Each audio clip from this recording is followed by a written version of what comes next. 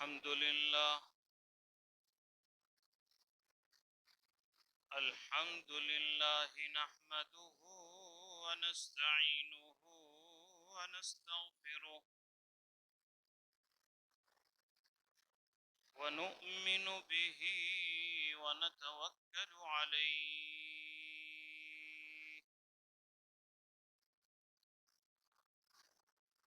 ونعوذ بالله من شرور أنفسنا ومن سيئات أعمالنا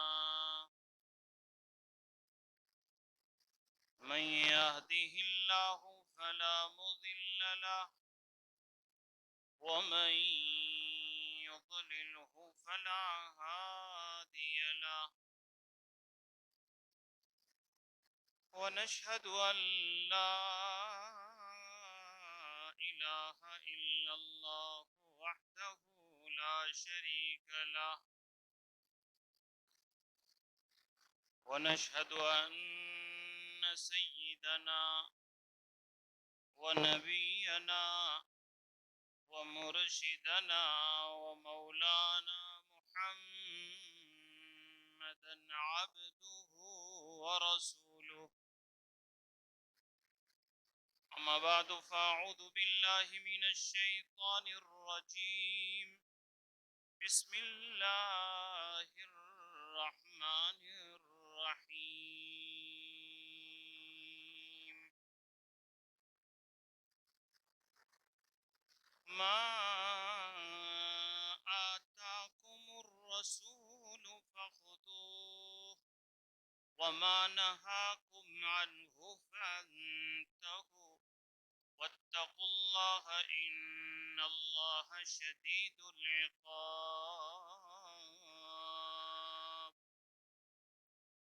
وقال محبوبنا صلى الله عليه وسلم من عمل بسنتي عند فساد أمتي فله أجر 100 شهيد أو كما قال حبيبنا صلى الله عليه وسلم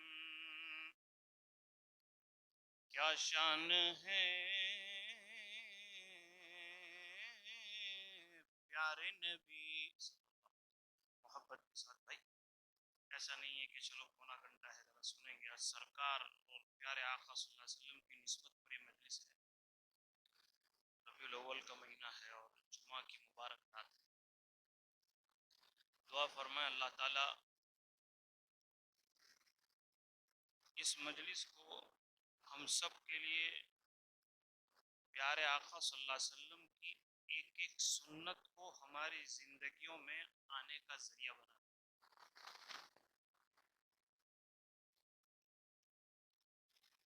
کیا شان ہے پیارے نبی حق نے عطا کی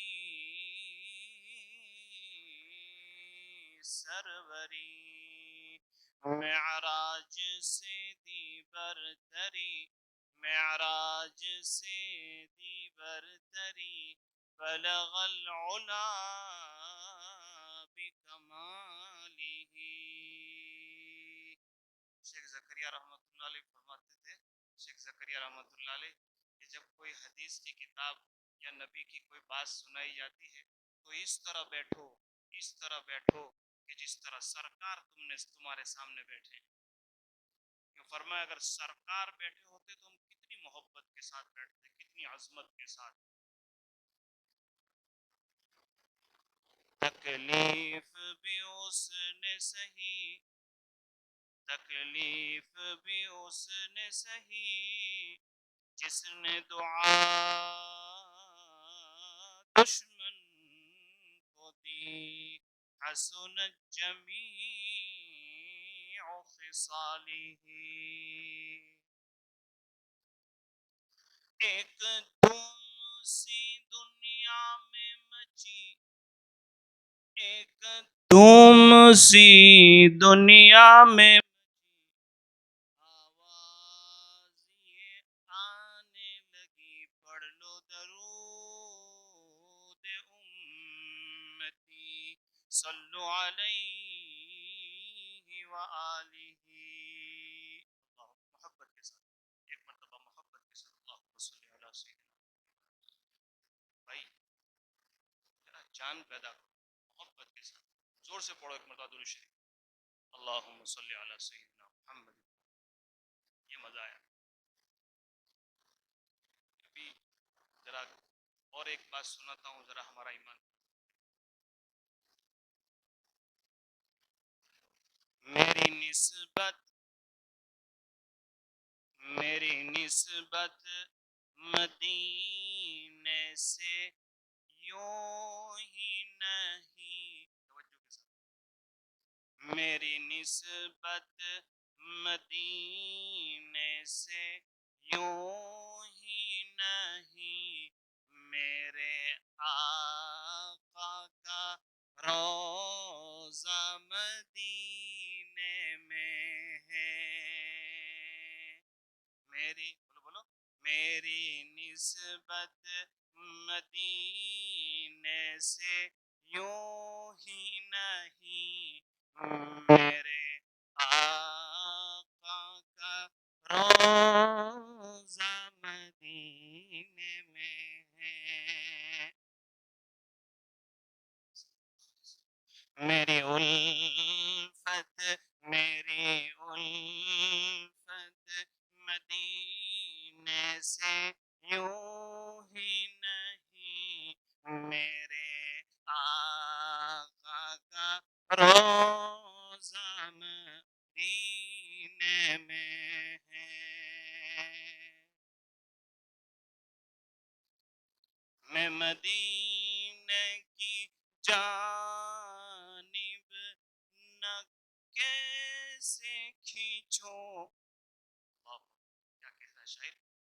میں مدینے کی جانب نہ کیسے کھینچوں میرے آقا کا روضہ مدینے میں ہے. میری الفت مدینے سے یوں ہی نہیں میرے آقا کا روضہ مدینے میں ہے. مدینے کی بات کر رہا ہوں. شیخ عبد القادر جیلانی رحمۃ اللہ علیہ نے لکھا ہے. کس نے؟ شیخ عبد القادر جیلانی نے. ذرا توجہ کے ساتھ یہ پہلی مرتبہ سناتا ہوں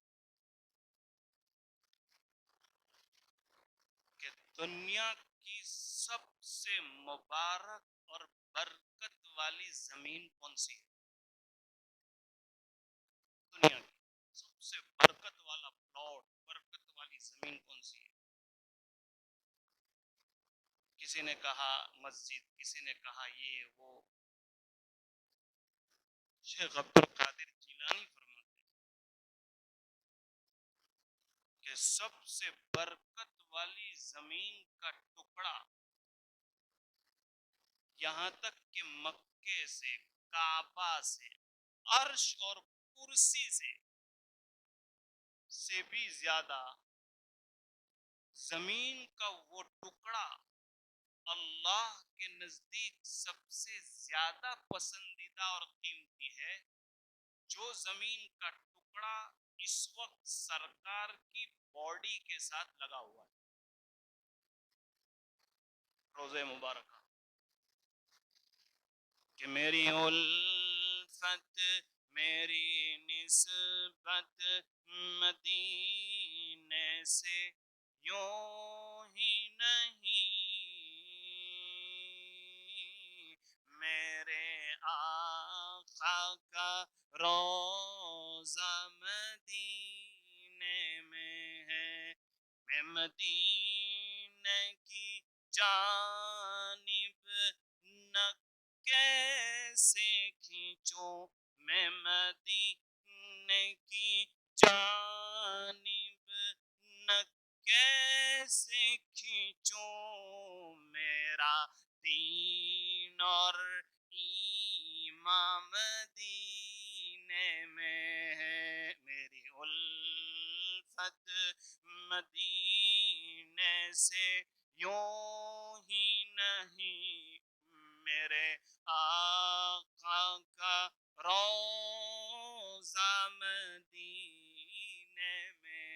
آخری شعر ہے پھر بات شروع کرتے ہیں. پھول کھلتے ہیں پڑھ پڑھ کے صلی علی. شاعر کہتا ہے کہ یہ باغ میں جو پھول کھلتے ہیں نا وہ بھی صلی علی پڑھتے تب کھلتے ہیں. پھول کھلتے ہیں پڑھ پڑھ کے صلی علی. جھوم کر کہہ رہی ہے یہ بادیں صبا. ایسی خوشبو چمن کے گلوں میں کہاں. چمن کہتے ہیں باغ کو. ایسی خوشبو چمن کے گلوں میں کہاں. جیسی خوشبو نبی کے پسینے میں ہے. بزرگان محترم، عزیز دینی بھائیوں، نوجوانوں اور پردے میں بیٹھ کر سننے والی عزیز مائیں اور بہنیں،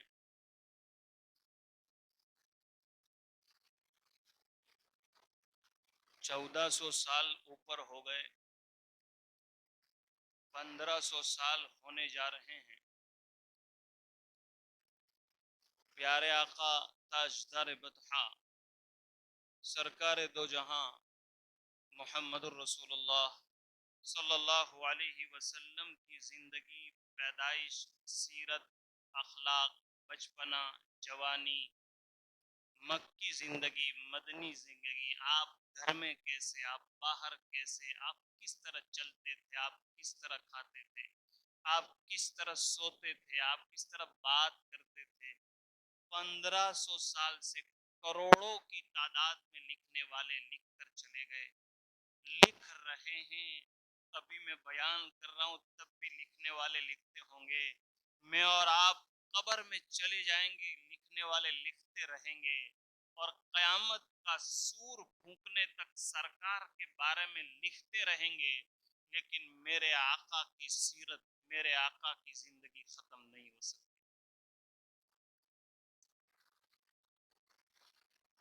لیکن میرے بھائیو، آج تھوڑی پونے گھنٹے بات کرنی ہے تو میں سمجھتا ہوں کہ شروع کروں کہاں سے. اس لیے کہ میں 2-4 واقعے اور سیرت اور سنا کے چلا جاؤں گا. ہزاروں کتابیں بھی ہم نے یہاں کتنے بیان حضور کی سیرت کے سنے ہوں گے. ایسے تھے، ایسے تھے، پھر ایسا کیا. تو مجھے کیا فائدہ ہوا؟ مجھے کیا کرنا ہے؟ نبی کیوں آئے تھے؟ قرآن کریم میں اللہ فرماتے قل ان کنتم تحبون اللہ فاتبعونی. اگر تم اللہ سے محبت کرنا چاہتے ہو، اللہ فرماتے پہلے میرے نبی سے محبت کرو، ان کی پیروی کرو.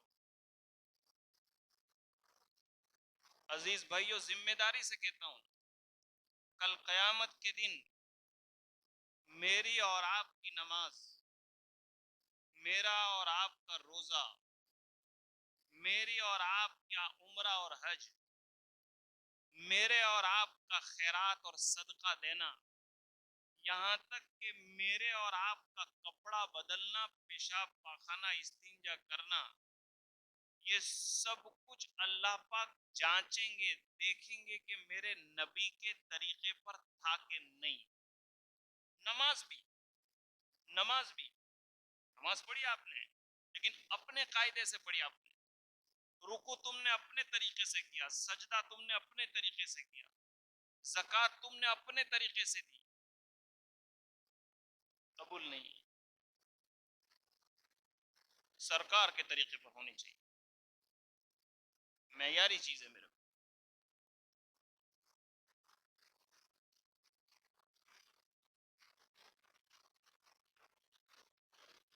ایک صحابی رضی اللہ تعالیٰ عنہ، اصل میں کیا ہے کہ ہم لوگ رونا اس بات کا ہے کہ ہم سنت کو اس لیے چھوڑ دیتے ہیں کہ یہ سنت ہے.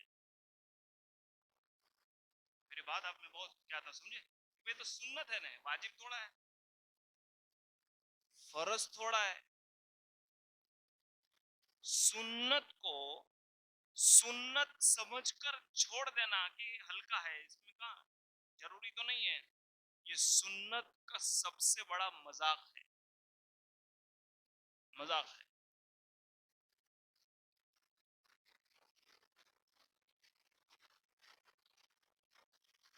صحابہ کرام سے پوچھیے. حضرت عبداللہ ابن مسعود رضی اللہ تعالیٰ عنہ جلیل القدر صحابی ہیں. نبی علیہ السلام مسجد نبوی میں بیٹھے ہیں صحابہ کے سامنے، کچھ بیان کر رہے تھے، جگہ نہیں تھی تو کچھ صحابہ کھڑے تھے ایسے ہی. تو آپ نے اشارہ کیا جو صحابہ کھڑے تھے کہ آپ بیٹھ جاؤ، آپ بیٹھ جاؤ. تو عبداللہ ابن مسعود فرماتے ہیں کہ گرمی کا زمانہ تھا اور میں پہاڑ سے نیچے اتر رہا تھا اور میں نے دیکھا کہ آقا علیہ السلام کا اشارہ ہوا کہ بیٹھ جاؤ. آپ نے ہاتھ سے اشارہ کیا تو مجھے ایسا لگا کہ میرے کو کہا، تو میں وہیں بیٹھ گیا. میں وہیں بیٹھ گیا. مجلس ختم ہو گئی تو سرکار نے سب سے پہلے مجھے بلایا کہ ابن مسعود آپ گرمی میں پہاڑ کے اوپر بیٹھ گئے، آپ کے کپڑے گندے ہو گئے، آپ کے بدن میں زخم آ گیا، آپ دھوپ سے اتنے پریشان، آپ وہاں بیٹھ گئے. پر میں سرکار کو ایسی بات نہیں تھی، میں آ رہا تھا اور میری نظر آپ پر پڑی اور آپ کا اشارہ تھا کہ نیچے بیٹھ جاؤ. مجھے ایسا لگا کہ آپ مجھے کہہ رہے ہیں، مجھے ایسا لگا تو میں بیٹھ گیا.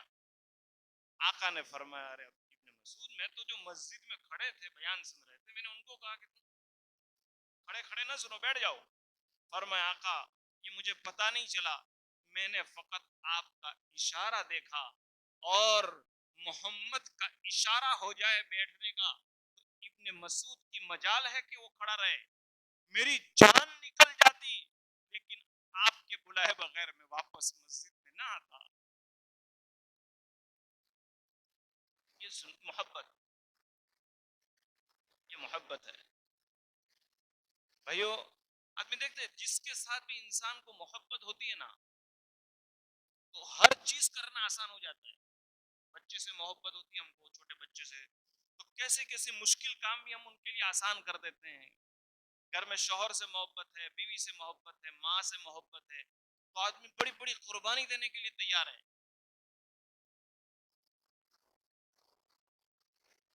دعا کرو، دعا کرو اللہ پاک ہمیں ہر وقت کی کامل سنت پر اللہ ہمیں عمل کرنے کی توفیق نصیب فرمائے. عزیز بھائیو، سرکار دو عالم صلی اللہ علیہ وسلم ایک ایسے ماحول میں پیدا ہو رہے ہیں. آج ایک عجیب بات سناتا ہوں. بہت بھائی نے مجھے ایک سوال کیا تھا کہ آقا مکہ میں کیوں پیدا ہوئے؟ اس زمانے میں بھی بڑی بڑی اچھی اچھی کنٹریز تھی، ویل ڈیولپ کنٹری اس زمانے کے اعتبار سے، جہاں پانی، جہاں کھیتی، بہت اچھی اچھی جگہ تھی. مکہ وہ تو پتھریلی جگہ تھی، پانی نہیں. اللہ تعالیٰ کی حکمتیں تھی کہ وہ پہاڑی جگہ کے لوگ بھی پہاڑی تھے، دل ان کے سخت تھے، دل ان کے مضبوط تھے. اللہ کو معلوم تھا کہ ان پر ایک مرتبہ محنت کی گئی تو تکلیف ہوگی، لیکن ایک مرتبہ یہ ایمان قبول کر لیے پھر دنیا کی کوئی طاقت ان کا ایمان چھین نہیں سکتی. اس لیے مکہ کی مضبوط اور پتھریلی جگہ کو سرکار کی پیدائش کے لیے پسند فرمایا. 600 سال کے قریب ہو رہے ہیں حضرت عیسیٰ علیہ السلام کو دنیا سے جانے کے. حالت اتنی گندی ہو چکی تھی میرے بھائیوں. ہمارے نبی صلی اللہ علیہ وسلم سے پہلے جو نبی تھے ان کا نام کیا تھا؟ حضرت عیسیٰ علیہ السلام.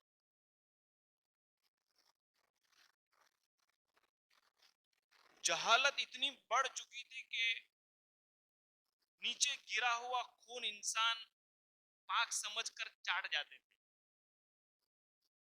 کسی کو مارنا ان کے لیے ایک مذاق کی چیز تھی.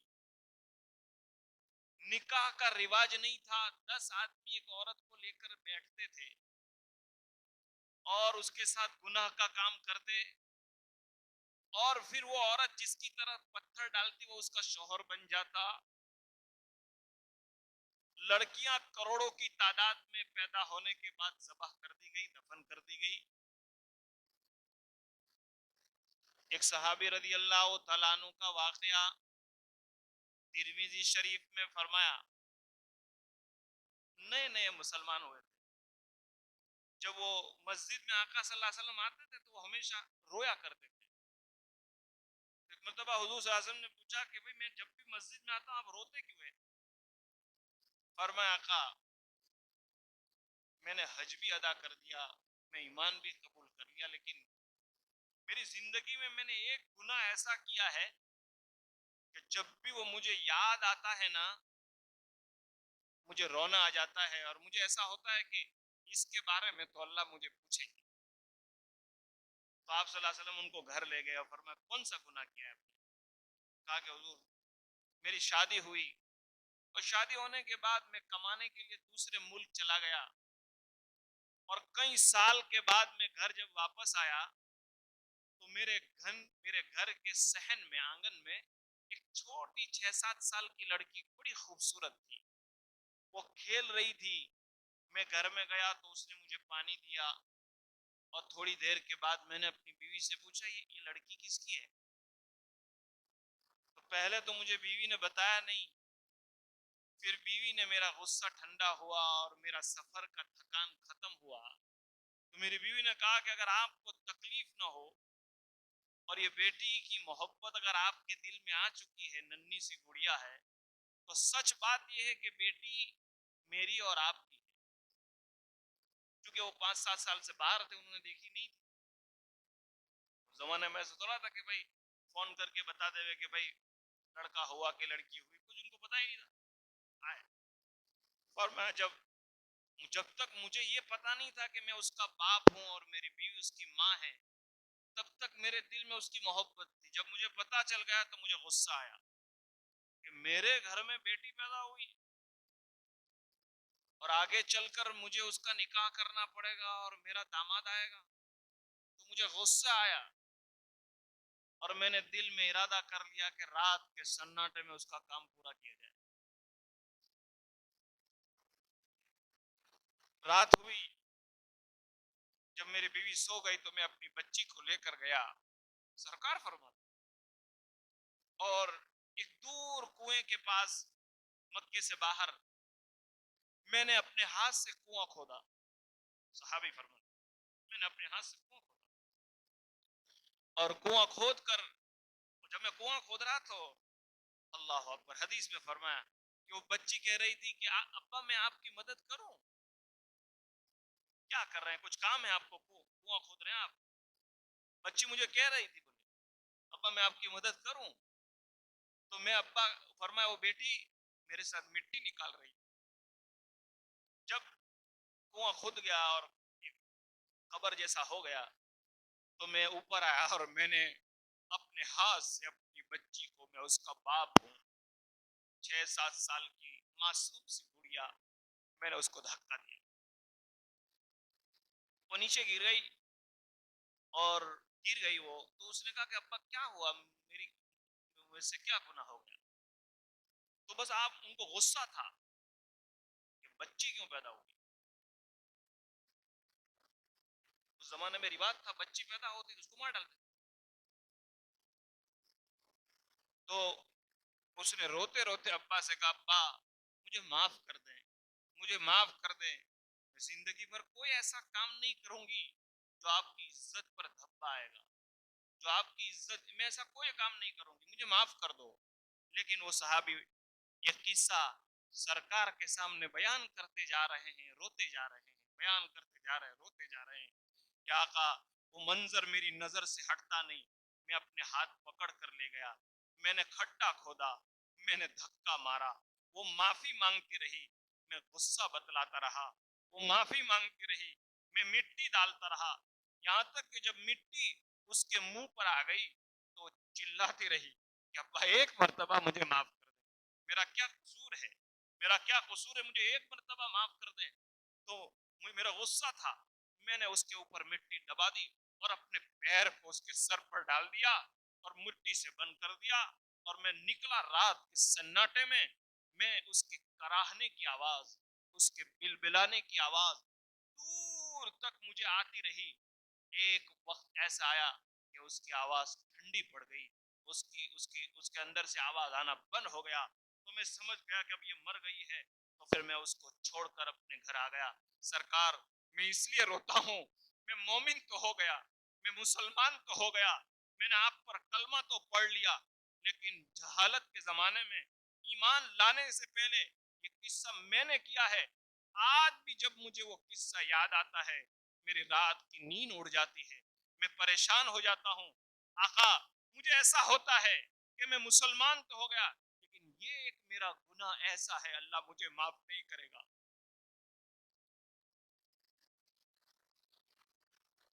حدیث پاک میں فرمایا، سرکار دو عالم صلی اللہ علیہ وسلم کی آنکھوں میں آنسو آ گئے، اور آقا نے فرمایا گناہ تو بہت بڑا کیا ہے،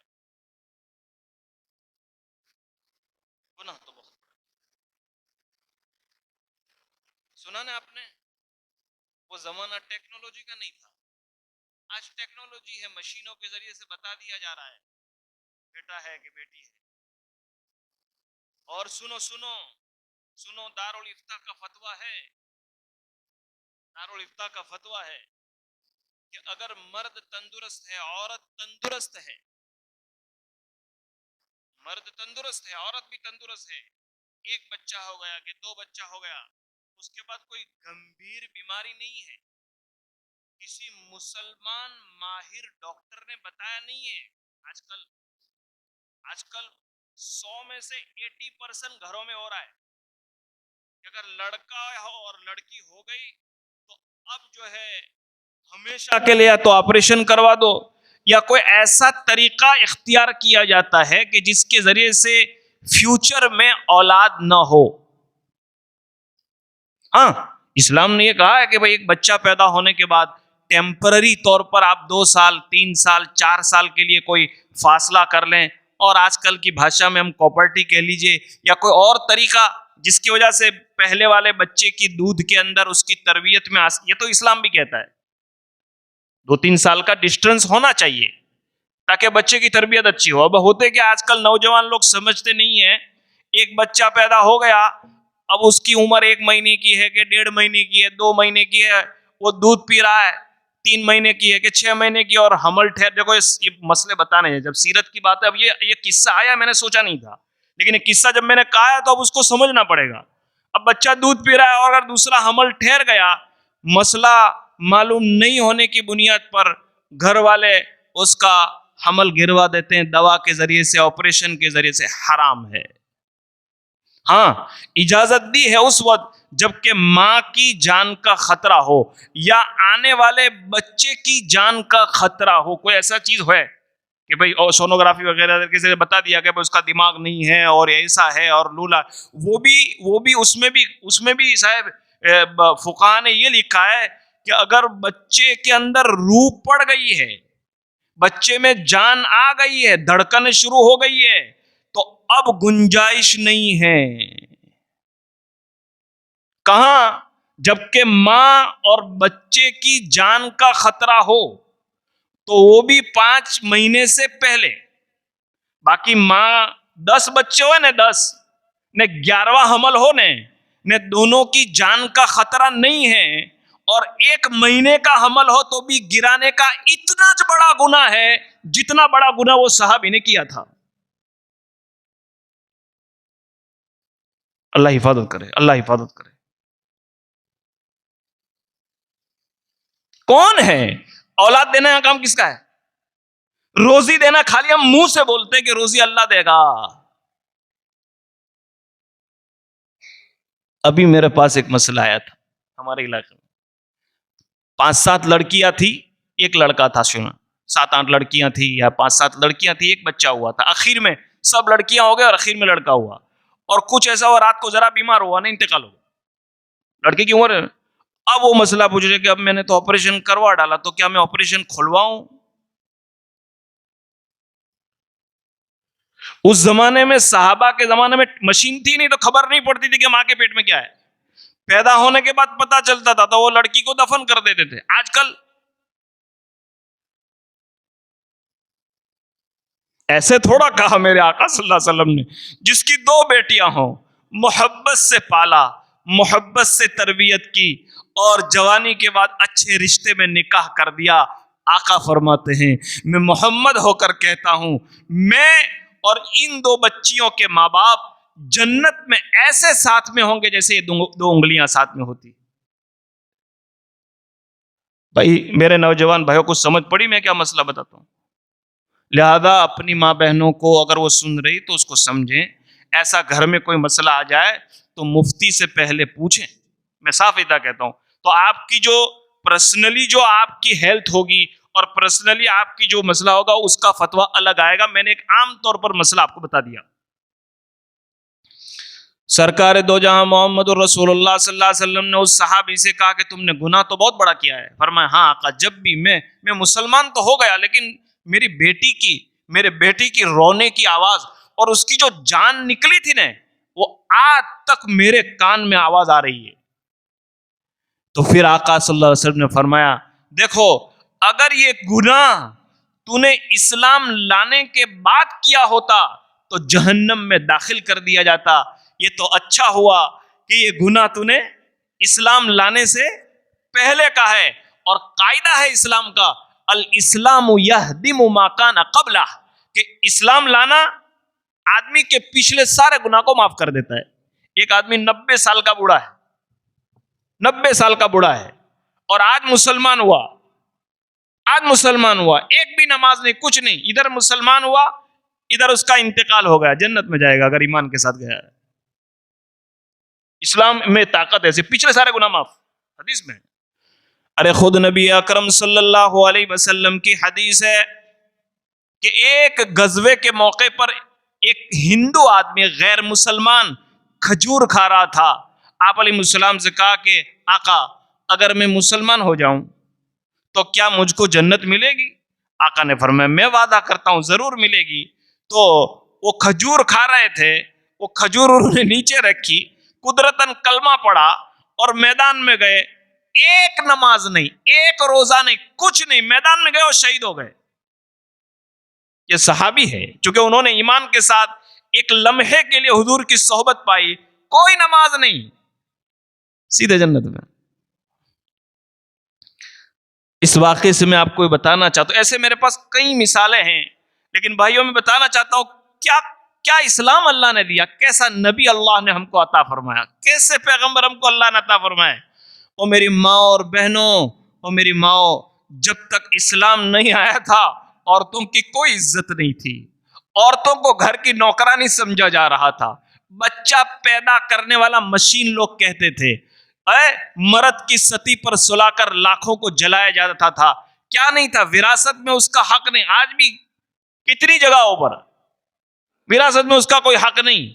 میرے بھائیو قربان جاؤ آقا آپ کی ایک ایک سنت پر قربان. اسلام آیا سرکار آئے وراثت میں عورت کا حق دیا. اگر ماں ہے تو ماں کے پیروں نیچے جنت بتائی. بہن کا حصہ بتایا. کیا بہن کا حصہ اللہ اکبر ہے نا. سیرت آج حضور صلی اللہ علیہ وسلم کی سیرت سننا آئے ہو نا بتاؤں سنن ایمان تازہ ہو جائے گا. ہمارے نبی صلی اللہ علیہ وسلم کی ایک بہن تھی اس کا نام تھا سیما یعنی ایسی بہن تھی کہ ہمارے نبی صلی اللہ علیہ وسلم اور انہوں نے ایک ساتھ دودھ پیا ہے. حضرت حلیمہ کا دودھ محمد صلی اللہ علیہ وسلم نے بھی پیا اور حضرت سیما نے بھی پیا. سیما کے ماں باپ الگ تھے اور محمد کے ماں باپ الگ تھے. اس زمانے میں دودھ پینے کے لیے بچے مائیں لایا کرتی تھی. وہ واقعہ ہمارے معلوم ہے حلیمہ کس طرح لائی اور پھر ان کے اونٹنی کے ساتھ کیا ہوا اور پھر جنگل میں کتنے واقعات ہوئے کیسے اللہ پاک نے معجزات کا ظہور کیا اور وہ کیسے آپ بکریاں چراتے تھے اور حلیمہ کو کیا ڈر ہونے لگا. اور حلیمہ فرماتی ہے میں غریب تھی میرا جانور کمزور تھا ادھر آقا کو میں اپنے ہاتھ میں لی مجھے اللہ نے اتنی برکتیں دی. وہ لوگوں ہم اور آپ تو چلے جائیں گے 100-200 سال کے بعد ہمارا نام لینا لوگ بھول جائیں گے. 1500 سال ہو گئے 2 سال تک جس ماں کا دودھ پیا ہے قیامت تک لوگ حلیمہ کو یاد کریں گے. یہ حلیمہ کا کمال نہیں یہ محمد کا کمال.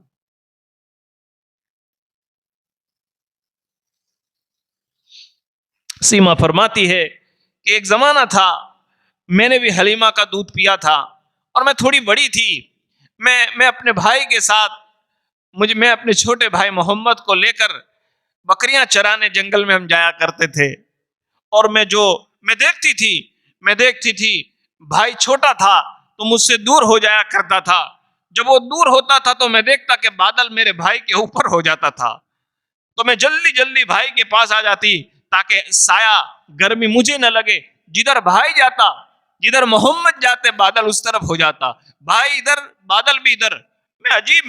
میں نے ماں کو کہتی، ماں کیا بات ہے؟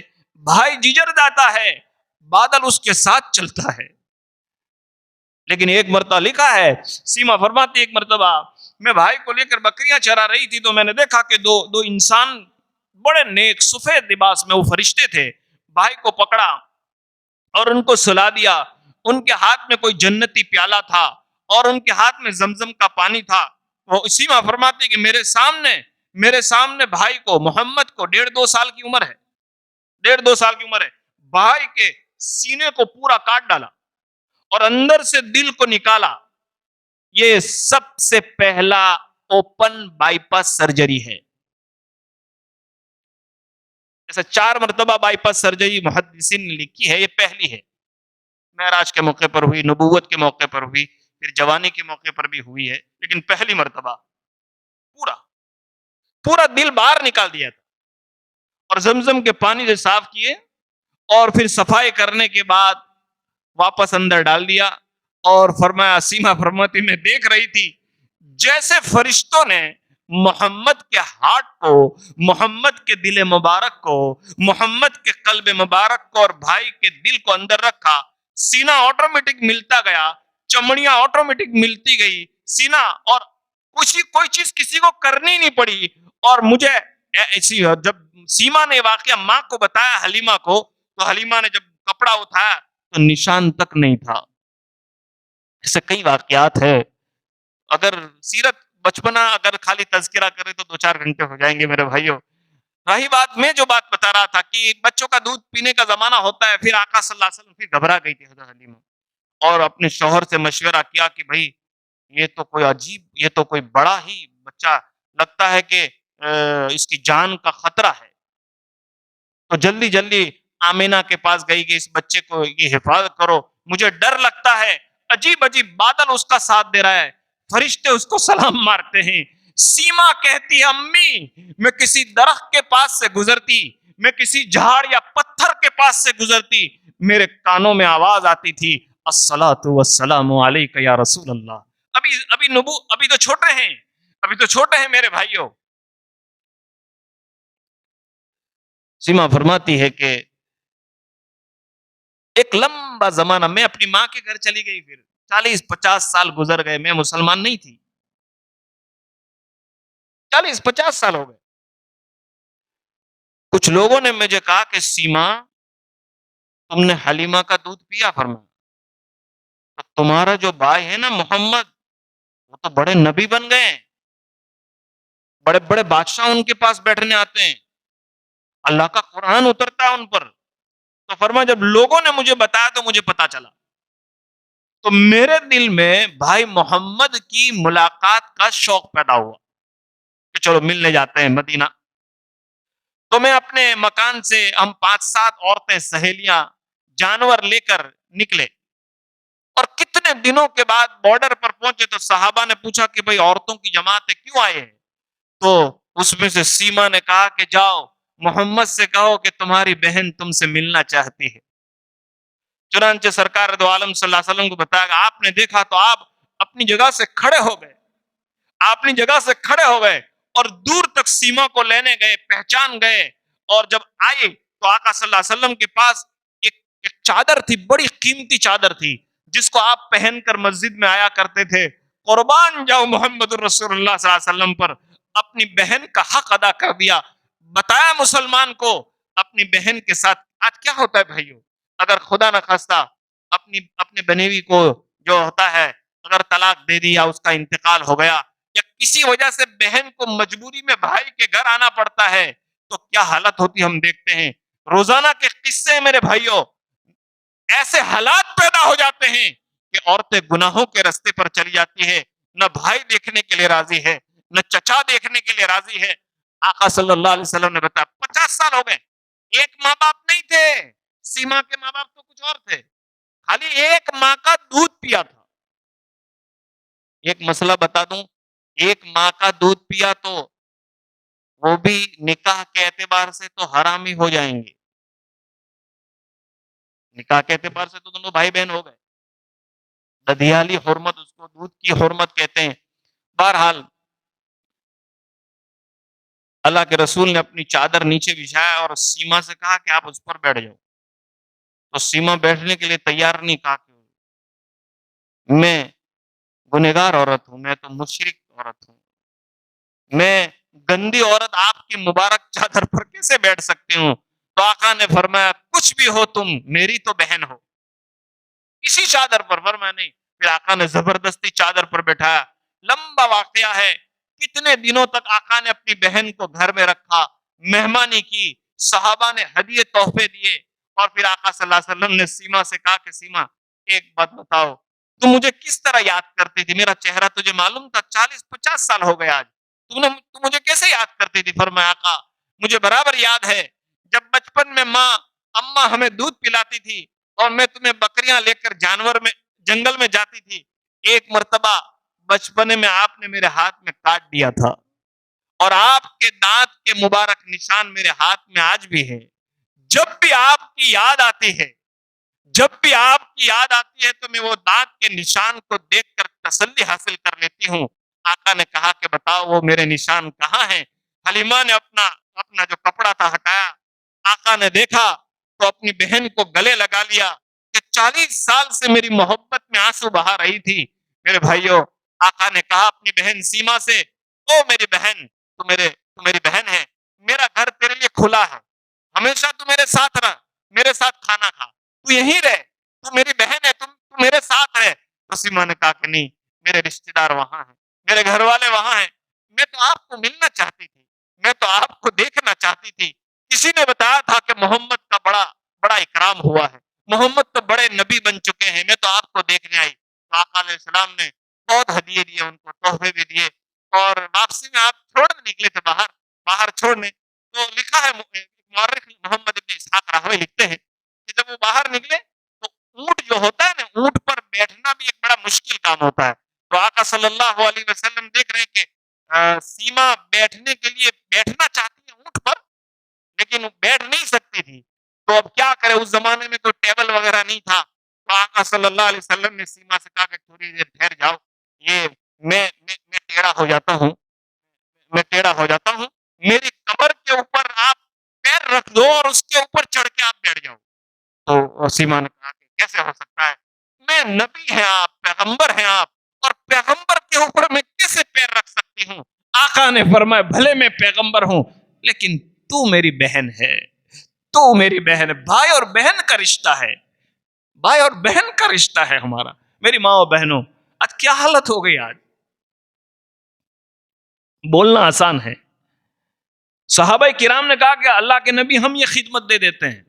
فرمایا میری بہن ہے, اور آپ ٹیڑے ہو گئے سب کے سامنے, انگوٹھے پکڑے تھے نا اس طرح آقا صلی اللہ علیہ وسلم, اور آپ کے پیٹھ کے اوپر انہوں نے پیر رکھا اور اونٹنی پر بیٹھ گئی.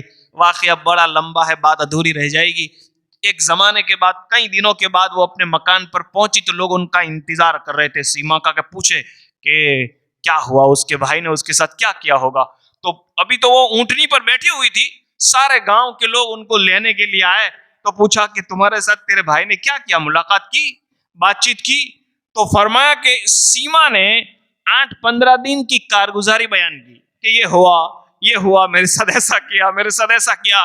لکھا ہے مفسرین نے, میرے بھائیوں, میرے اور آپ کے آقا تاجدار بتا, کہو سرکار دو جہاں محمد الرسول اللہ صلی اللہ علیہ وسلم کی مہمان نوازی, آپ کا اکرام, آپ کی محبت, آپ کی بھائی چارگی, آپ کے اخلاق بیان کرتی رہی سیما, یہاں تک کہ لکھا ہے مفسر نے کہ اونٹنی پر سے نیچے اترے سیما, اس سے پہلے 100 سے زیادہ لوگ ایمان میں داخل ہو گئے. سرکار کو دیکھا نہیں, لیکن خالی سرکار کی بات سنی کہ آپ نے اپنی بہن کے ساتھ کتنا اچھا برتاؤ کیا, اس پر کتنے لوگ مسلمان ہو گئے. اللہ رب العزت میرے بھائیوں ایسے ہی کچھ اخلاق کا حصہ ہم سب کو نصیب فرما دے. ہاں یہ دعا کرو. اصل آقا تو تھی مجھے برابر یاد ہے یہودیوں میں سے صاحب بہت کم لوگ مسلمان ہوئے. یہودیوں میں سے مشرکین تو بڑی تعداد میں مسلمان ہوئے ہیں، لیکن یہودی عبداللہ ابن سلام ہے، یہ شمعون، ایسے بہت کم لوگ جس کو آپ ہاتھ پر گن سکتے ہیں جو مسلمان ہوئے. یہودی اپنے مذہب کے بڑے کٹر ہوتے. ایک یہودی تھا جو یہود توریت کا بڑا عالم تھا.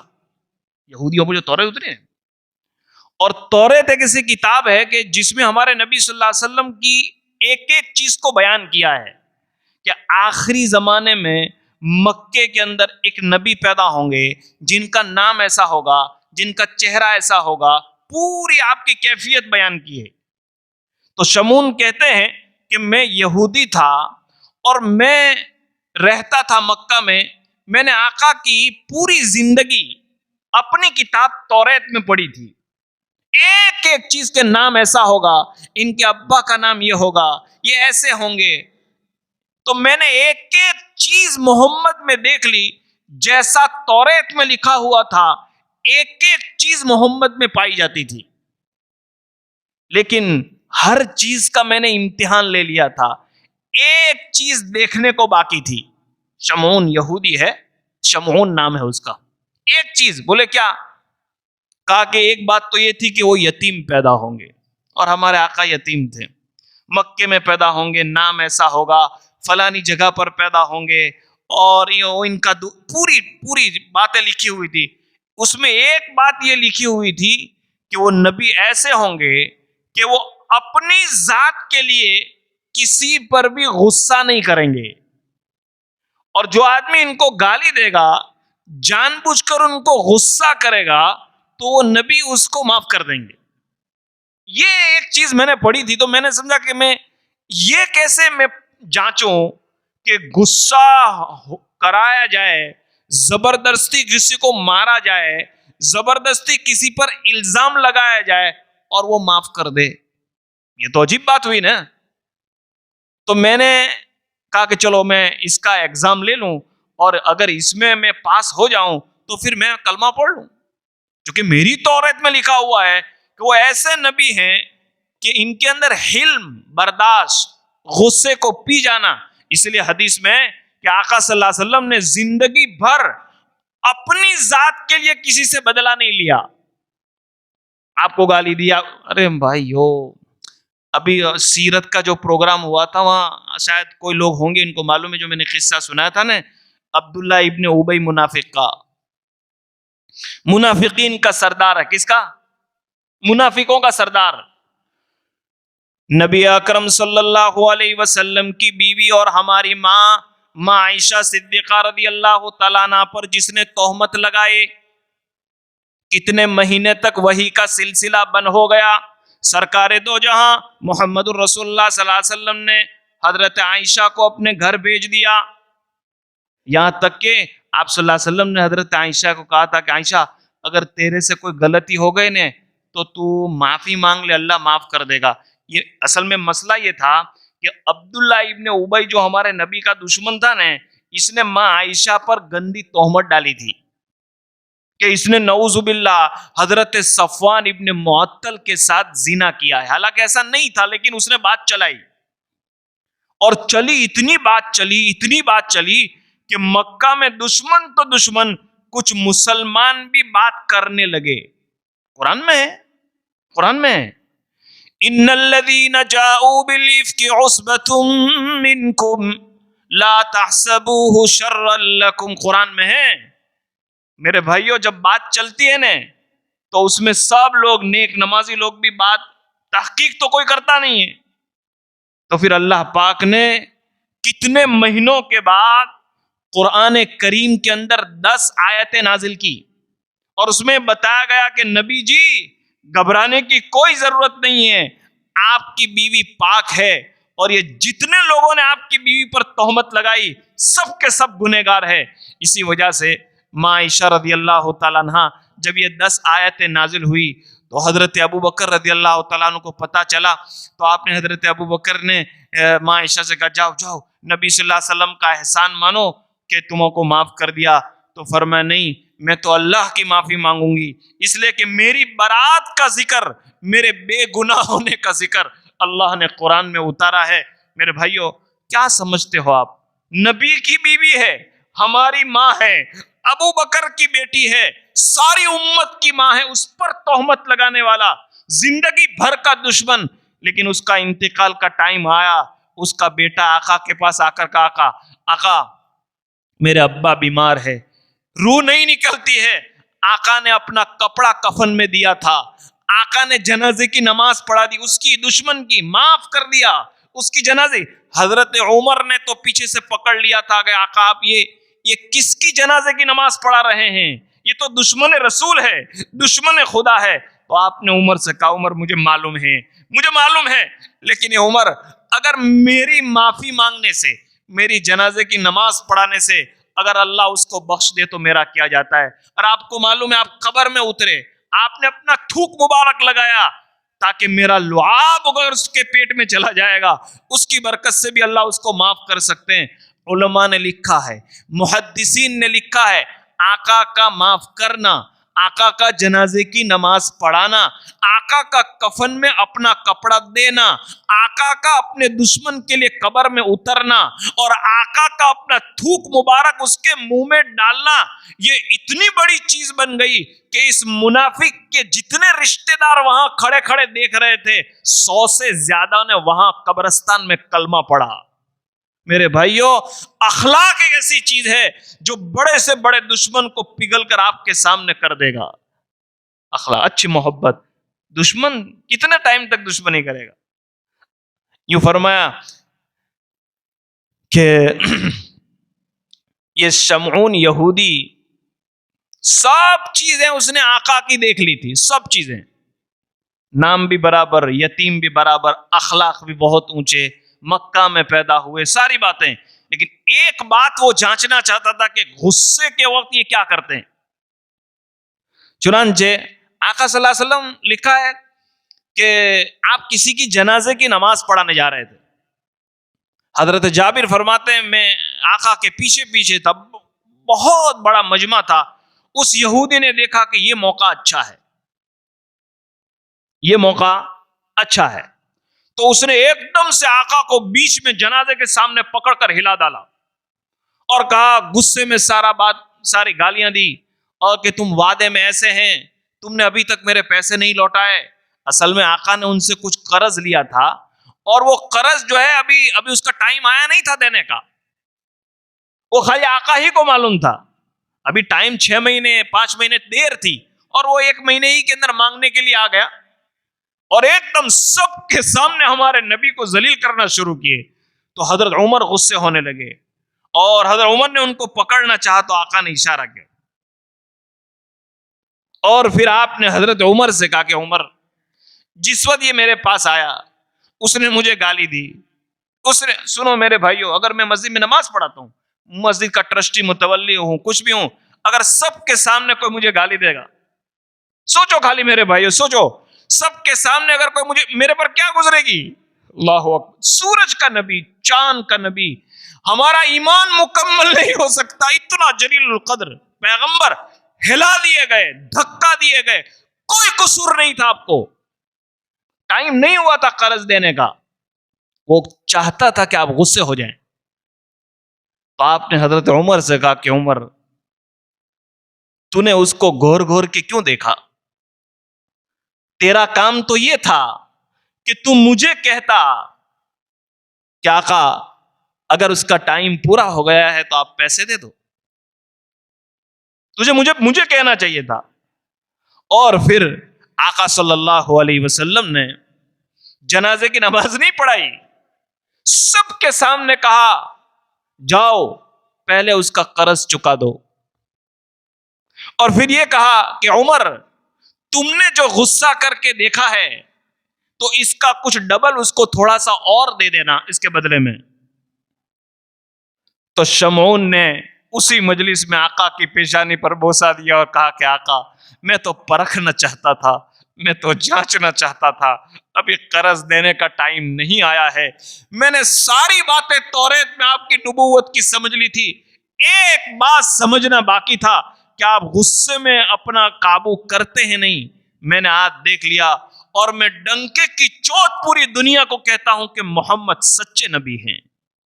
ایمان میں ایسے کئی واقعات ہیں میرے بھائیوں. ہم نے نہیں پہچانا ہمارے نبی صلی اللہ علیہ وسلم کو. بھائیو بتاؤ میرے جوان بھائیو، اب میں 2-4 کام کی باتیں سنا کے جا رہا ہوں.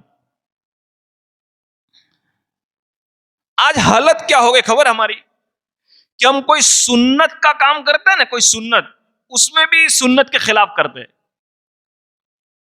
کوئی سنت ہے لیکن اس میں بھی سنت کے خلاف. ابھی مفتی حفظ الرحمان صاحب کی ایک بات میں دوپہر میں سن رہا تھا، کہا کہ میں بات اس پر کرو کہ لوگ سنت بھائی ولیمہ سنت، نکاح سنت، یہ سنت، تو سنت میں بھی سنت کے خلاف. بھائی اولاد بہت بڑی نعمت ہے، کسی کو اللہ نے لڑکا دیا، کسی کو لڑکی دی. اب تو حد سے زیادہ اس بات کا کریز بڑھتا جا رہا ہے کہ بچے کی پیدائش کے دن ہم گھر میں باقاعدہ برتھ ڈے منا رہے ہیں. چاکلیٹیں تقسیم ہو رہی ہے، بریانی کھلائی جا رہی ہے، رشتہ داروں کو بلایا جا رہا ہے. کیوں بلایا مجھے بتاؤ، کہاں سے لائے ہم؟ ایک مرتبہ حضرت مفتی صاحب سے کسی نے مسئلہ پوچھا تھا، تو یوں فرمایا کہ برتھ ڈے منانے والا اپنے گھر والے کو 1 سال کی ہدایت سے محروم کر دیتا ہے. یعنی 1 سال تک اس کے گھر میں ہدایت نہیں اتر سکتی. مان لو کہ 5 سال کا بچہ ہوا، اور سمجھ لو کہ وہ اکتوبر کی 6 تاریخ کو پیدا ہوا، تو آج اکتوبر کی اگر 6 تاریخ وہ برتھ ڈے مناتا ہے، اس کا مطلب کیا ہوا؟ ہم کیا کہنا چاہ رہے ہیں بھائیو؟ بتاؤ زندگی کس کے ہاتھ میں ہے؟ قرآن کریم میں اللہ فرماتے ہیں الذی خلق الموت والحیات لیبلوکم ایکم احسن عملا. میرے بھائیو، زندگی اور موت، معافی مانگ لو اللہ کے سامنے. اگر آپ کو محمد سے محبت ہے، اگر آپ کو سرکار کے سچے پیروکار ہیں، آپ نیت کرو ہم اپنی اولاد کی برتھ ڈے نہیں منائیں گے. معاف کرنا میرے بھائیو، میرے کو ابھی یاد آ گیا، تقریباً 10-12 سال پہلے میں انگلینڈ گیا تھا، تو 27 یا 28 روزہ تھا. وہ بڑی رات ہوتی ہے وہاں، 29 کو ختم ہوتا ہے، تو 28واں روزہ تھا. عصر کے بعد وہاں، چونکہ عصر سے مغرب کا ٹائم 3-4 گھنٹے کا ہوتا ہے، لمبا روزہ ہے، تو 9:30 بجے افطاری کا ٹائم. تو مسجد جانے لگے، تو وہاں تو گاڑی میں جانے کا، تو جس گھر میں رکا تو میں کہا قاری صاحب آپ ذرا ایک دکان پر جوانو ہے. وہ دکان پر جاتے ہیں، اور دکان پر جانے کے بعد پھر میں تم کو مسجد میں چھوڑ دوں گا. میں کہا ٹھیک ہے 5 منٹ میں چلے جائیں گے. تو وہ میرے کو گاڑی میں بٹھا کے گیا دکان میں، آدھے گھنٹے کے بعد آیا. میں نے کہا آپ کیا لینے گئے تھے؟ کیا لینے گئے تھے؟ کوئی سبزی، ابھی کوئی افطاری کا تو ٹائم ہے، کیا مقصد کیا تھا وہ؟ تو کہا کہ نہیں کیسے مجھے نا یہ گلیار لے گا، گلیار واش ابھی شاید میں سمجھا کہ بھائی ایک دن باقی ہے، عید آنے والی ہے، تو نئی گلیار پہننا ہوگا. تو کہا کہ نہیں اصل میں وہ بات نہیں ہے، ٹمورو جو ہے نا، آئندہ کل میری بیوی کا برتھ ڈے ہے، ابھی رات کو قرآن ختم ہونے والا ہے، تو اب کیا کرے گا؟ کہا کہ میں نے یہ سسپینڈ میں نے رکھا ہے، جب صبح ہوگی اور وہ جیسے ہی ناشتے کے ٹیبل پر آئے گی تو میں پہلے چائے نہیں پیوں گا، میں سب سے پہلے ناشتے کے ٹیبل کے اوپر وہ برتھ ڈے گفٹ رکھوں گا. میرے بھائیو ایک ہنسنے کھلنے کی بات ہے، یعنی ہم لوگ حرام ہے. دعا کرو، نیت کرو میرے بھائیو. یہ ایک رسم، یوں فرمایا نے کہ آدمی اسلام سب سے پہلے مسلمان کے گھروں سے سنت نکلے گی، اور جب سنت نکلے گی تو سنت کی برکت سے آدمی واجب اور فرض سے بھی محروم کر دیا جائے گا. واجب اور فرض سے بھی محروم کر دیا جائے گا. اللہ پاک اس بڑے گناہ سے ہماری اور آپ کی حفاظت فرمائے.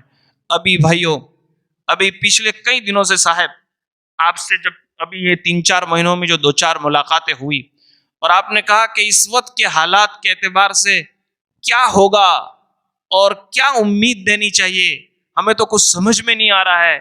تو میں ایک کتاب کتنے دنوں سے ڈھونڈ رہا تھا، وہ مجھے مل گئی ہمارے کتب خانے میں، اور وہ کتاب حافظ شفیق قاضی مجاہد الاسلام صاحب، بہت پرانے ہمارے بزرگ، بہت بڑے بزرگ، انہوں نے مسلم پرسنل لا بورڈ کی بنیادی مجلس میں ایک مرتبہ کہا تھا، بہت دھیان کے ساتھ سننا، انہوں نے کہا تھا ہندوستان کے مسلمانوں،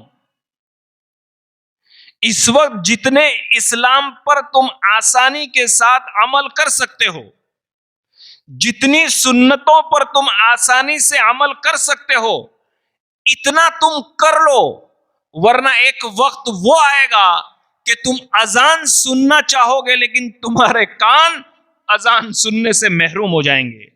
اور پھر حضرت نے مثال دی کہ جب آدمی 100 سال پہلے ایک روڈ جس پر گاڑیاں آتی جاتی تھی، اگر 5 سال 10 سال تک گاڑیوں کا آنا جانا بند ہو جائے گا تو وہ جگہ جنگل میں بدل جائے گی۔ جب آدمی آنا جانا بند کر دیتا ہے، بھائی میری بات سمجھو آپ، اگر یہ جو رستہ ہے اس کو بالکل بند کر دیا جائے، آبادی کو ہٹا دیا جائے، نہ انسان آوے نہ جانور آوے نہ گاڑیاں آوے، تو کیا ہوگا؟ وہ بنجر بن جائے گا، وہ جنگل بن جائے گا۔ جس راستے پر، جس ٹریک پر انسان چلنا چھوڑ دیتا ہے میرے بھائیوں، وہ راستہ ہی ختم ہو جاتا ہے۔ وہ ہوگا، وہ راستہ وہ جنگل بن جائے گا۔ اسلام ایک روڈ میپ ہے، اسلام ایک طریقہ ہے، اسلام ایک مذہب کا نام ہے۔ اگر اس پر ہم نہیں چلیں گے میرے بھائیوں، ہماری زندگی سے بھی دھیرے دھیرے 2 سال 5 سال 10 سال 15 سال کے اندر پتہ ہی نہیں چلے گا کہ ہم اسلام پر تھے کہ نہیں تھے۔ پھر حضرت نے یہ واقعہ میں سناتا ہوں تاکہ آپ کو بہت اچھی بات، پوری اسلام کی بات سمجھ میں آ جائے گی۔ حضرت نے یہ فرمایا کہ امام بغیسی رحمت اللہ علیہ، جو فقہ شافعی کے بہت بڑے امام ہیں، خلافت عباسیہ کے زمانے میں بادشاہ نے ان کو بغیر کسی قصور کے جیل میں ڈال دیا تھا۔ جیل میں بہت سارے بزرگان دین جیل میں رہے، تو اس زمانے میں جیل ہماری طرح نہیں ہوتی تھی، چاروں طرف سے ان کو بند کر دیتے تھے، ہاتھ کے اندر ہتھکڑی اور پیروں میں 24 گھنٹے ہتھکڑی اور جنگل میں چھوڑ دیتے تھے۔ امام بغیسی رحمت اللہ علیہ کیا کرتے؟ جیل میں پڑے رہتے تھے۔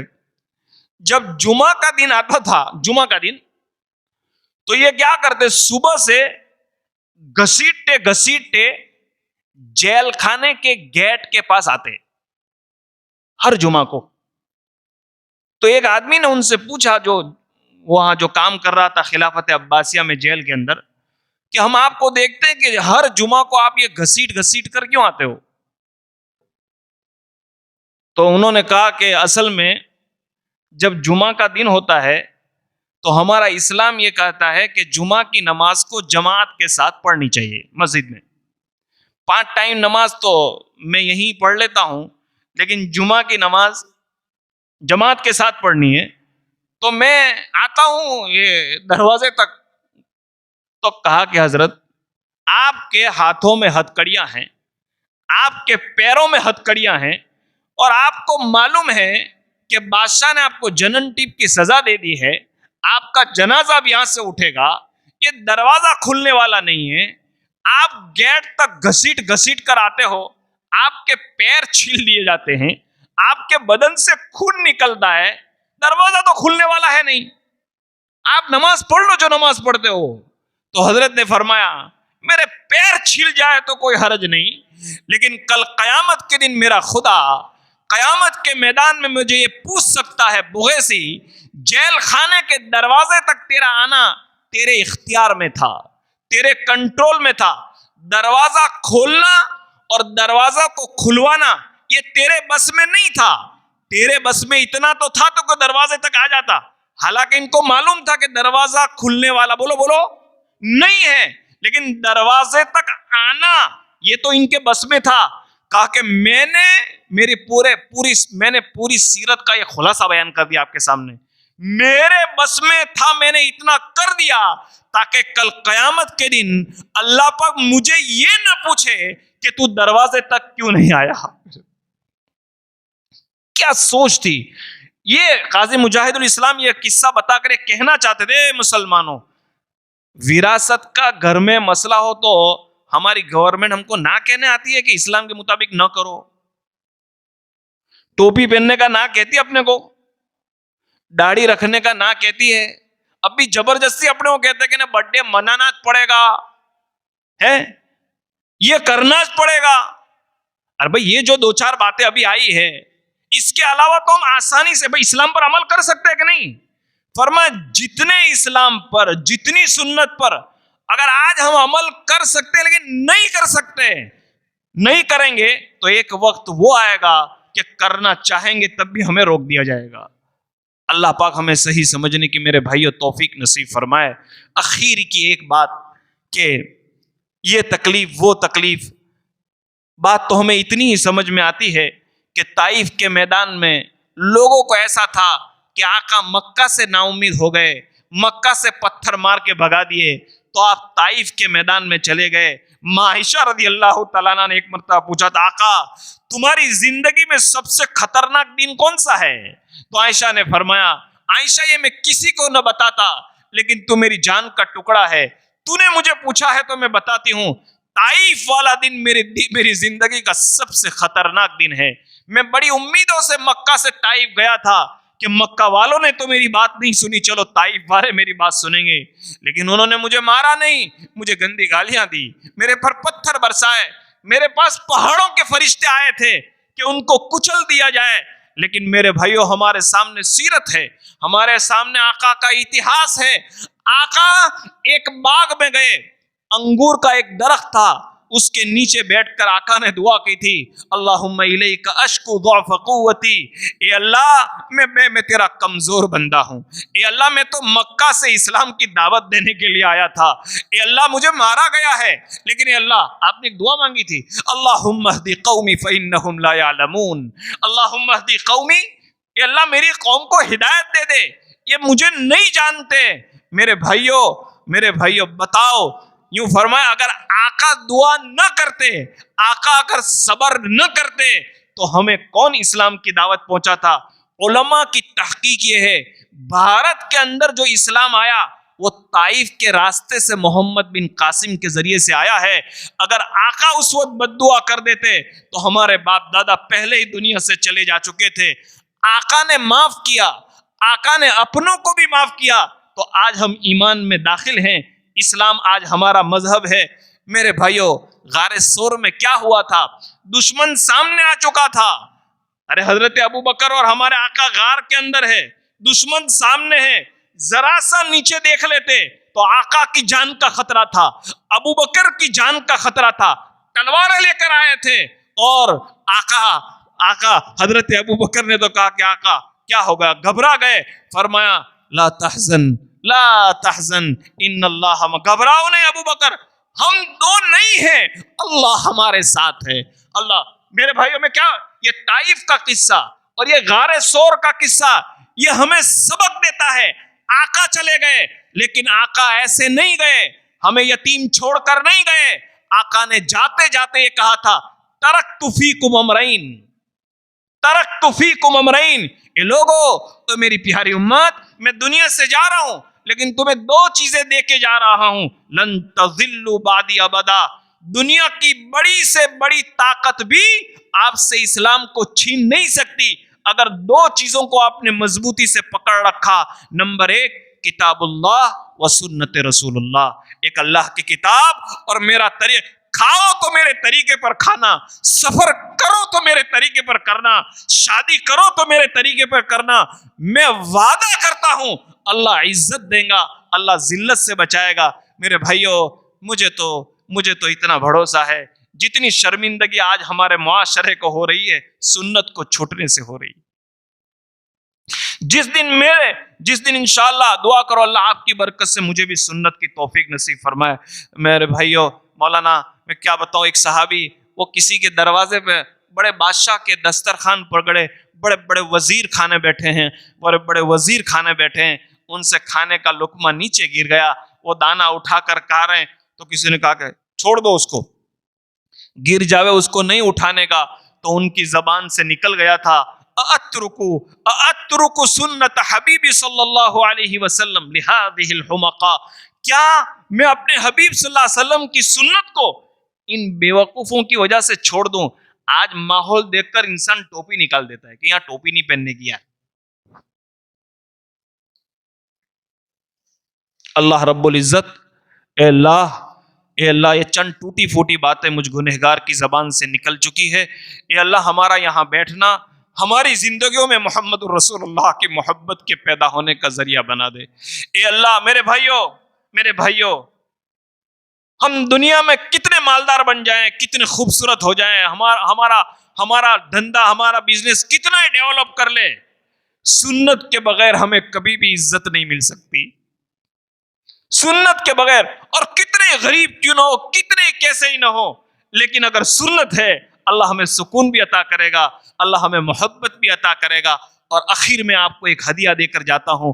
حدیث پاک میں آتا ہے کہ کوئی بندہ صبح میں 7 مرتبہ اور شام کو 7 مرتبہ، دھیان سے سننا، صبح میں 7 مرتبہ اور شام کو 7 مرتبہ یہ کلمہ پڑھتا ہے تو اس کا ثواب ایسا ہے کہ اس نے 24 گھنٹہ درود پاک پڑھا.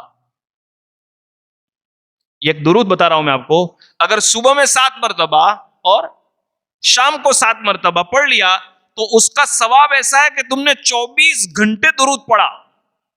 کون سا درود ہے وہ؟ اللہم صلی علی محمد فی اول کلامنا وصلی علی محمد فی اوسط کلامنا وصلی علی محمد فی آخر کلامنا. 3 جملے ہیں. اللہم صلی علی محمد فی اول کلامنا وصلی علی محمد فی اوسط کلامنا اور وصلی علی محمد فی آخر کلامنا. اولی کلامنا، اوسطی کلامنا، آخری کلامنا.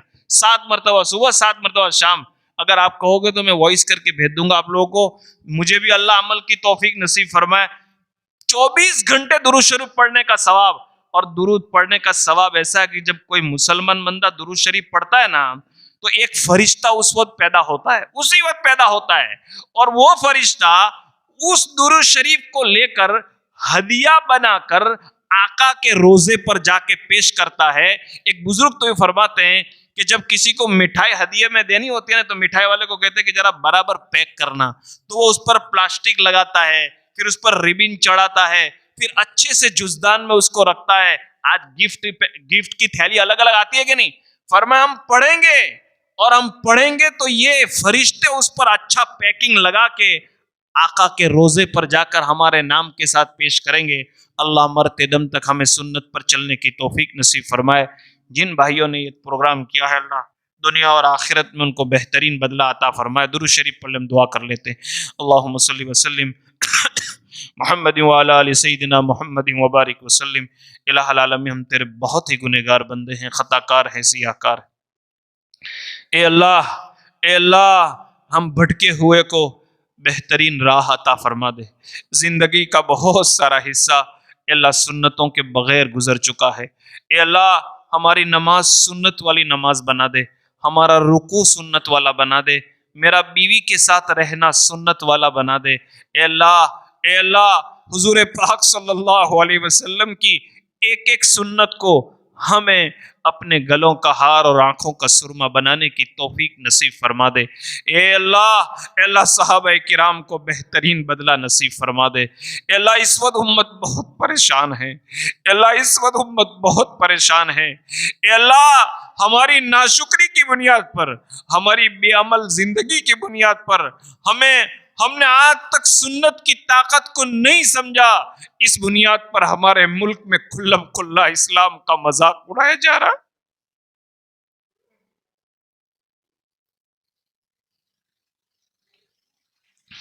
ہم مسواک کر سکتے تھے، ہم نے نہیں کیا. ہم داڑھی رکھ سکتے تھے، ہم نہیں رکھ پائے.